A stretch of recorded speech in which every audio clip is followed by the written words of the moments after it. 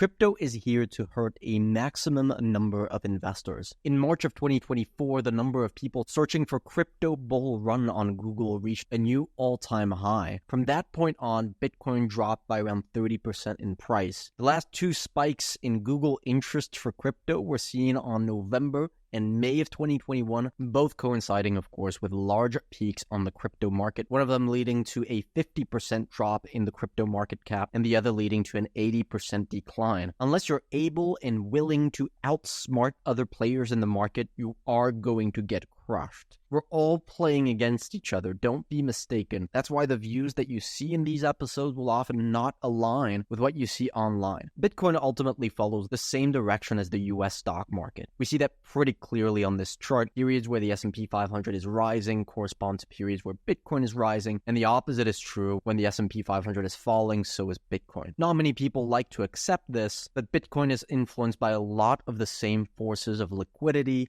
risk-taking, investor optimism that influence the stock market. If investors are feeling good about financial markets and the economy, stocks generally go up, and Bitcoin will be going in the same direction. That's why in August, when the stock market made a very rapid panic on recessionary fears, dropping by a rapid 6% in 3 days, Bitcoin also ended up dropping by around 30% in a very short period of time as well. Now you can see the stock market has completely recovered from these losses, now trading just a hair below its all-time high, while Bitcoin is still trending about 20% below where it was in July and about 30% below where it was in March of 2024. Now, as we discussed in recent videos, we have strong evidence that these recessionary fears will prove temporary and that the stock market's spectacular recovery is completely justified. But some are going to argue that all of this has been driven by a handful of companies like Nvidia and Apple, and that the actual stock market isn't really showing any strength. So instead of looking at the S&P 500 that is indeed primarily driven by these large cap tech companies, we can take a look at an index called the RSP, which is an equal weighted version of the S&P 500, removing the outsized contributions of these large cap tech stocks. When we look at the price structure of the RSP, we see it's recently broken above this short-term downtrend line that dates back to April. It's recently made a new all-time high, and it's staying consistently above all of its key moving averages that are all sloping upwards. This is without a doubt a very healthy price structure. And so if the RSP is likely to move higher based on this healthy technical structure, Bitcoin that is highly correlated to the RSP could also be moving significantly higher. In fact, you can see that there's now a big dislocation between where Bitcoin is trading today and where the RSP is trading at all-time highs. We could argue that this is a similar setup to early 2024 when the RSP was making new highs while Bitcoin was still lagging behind. Eventually, Bitcoin caught up. But in order to be sure of that, we need to understand what's actually driving the RSP higher right now and whether that can continue to drive it higher. This breakout that you see right here occurred on the 11th of July. This was a day where a key US inflation number was released. It showed that inflation in the United States is continuing to slow down. And so as a result, financial markets have begun to price in lower interest rates. We see that by looking at the 2-year yield. That's moved from 5% at the beginning of June to now 4%,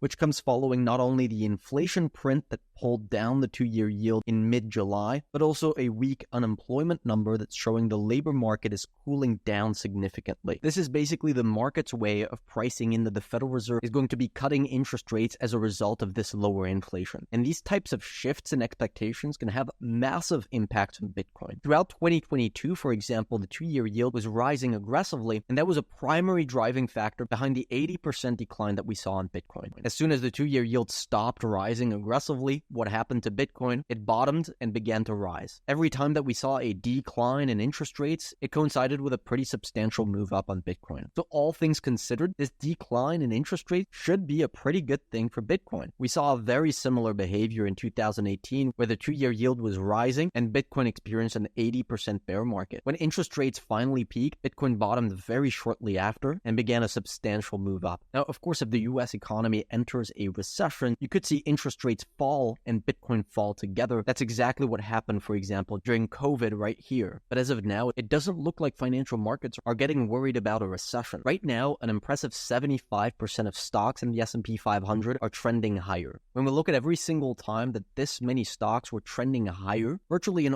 all cases, Bitcoin was experiencing a rally. This is a key aspect of how we look at Bitcoin. If investors are willing to bid up 75% of stocks in the S&P 500, it means there's broad-based optimism on financial markets and the economy. And I can tell you a good chunk of that 75% are risky stocks. So when this many stocks are trending higher, it means investors are taking on risk. And so in this environment, there's no reason for Bitcoin not to be rising as well. After all, Bitcoin is about $1.3 trillion in market cap, which is the size of a large stock. It's about the third the size of Apple, Microsoft, or Nvidia. That means it's subject to the same forces that can push these stocks up or down. So in summary, we haven't flipped bearish on Bitcoin. The fact that the moving averages on Bitcoin are curling downwards doesn't make the technical structure very compelling today, and price is still, as of now, trading below these moving averages. But based on the fact that the stock market is currently trading at all-time highs, if Bitcoin is able to come back above these moving averages, this will prove to be a false breakdown and potentially open the door up for another large move up on Bitcoin.